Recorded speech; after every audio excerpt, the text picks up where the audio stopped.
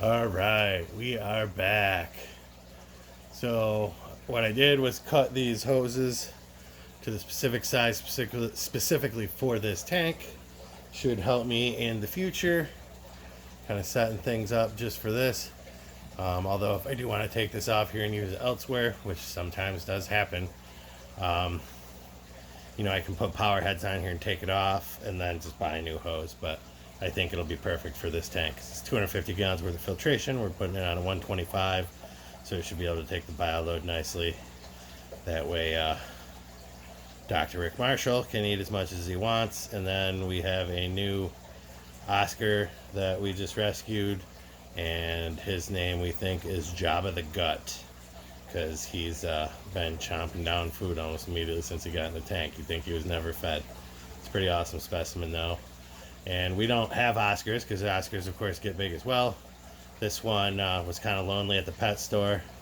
I'm sure somebody brought him in because Oscars do get pretty large pretty quickly. They're not as aggressive as people make them out to be though.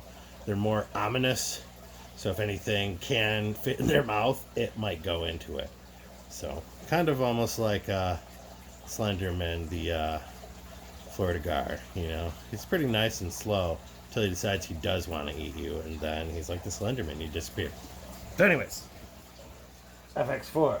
So I caught one of the two smaller, so there's not a bunch of craziness. That is going to my in valve. They give you these awesome hose clamps. So I thought ahead. Again, like I said, I try to be prepared for any types of spills. What I did is I have another little plastic pan smaller than that one that fits behind there. I've watched other YouTubers do stuff and have these filters leak. They're awesome filters, one of my favorite. I would love to have everything be full, but we got to do what we got to do at the time. So try to get these on there.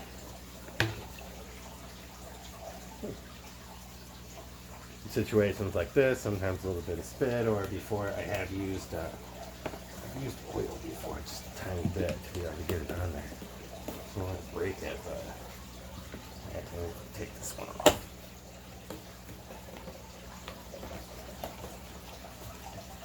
Okay, can't screw it on like a screw. Maybe we can. So twist it in. It's a little bit longer, but we won't have any leaks. And again, I put the pan back there, so if there is any leaks, it's going to leak on there and not all over the carpet. You can appreciate that when it doesn't leak into your basement and stuff. So you always want to kind of check on those things as much as you can.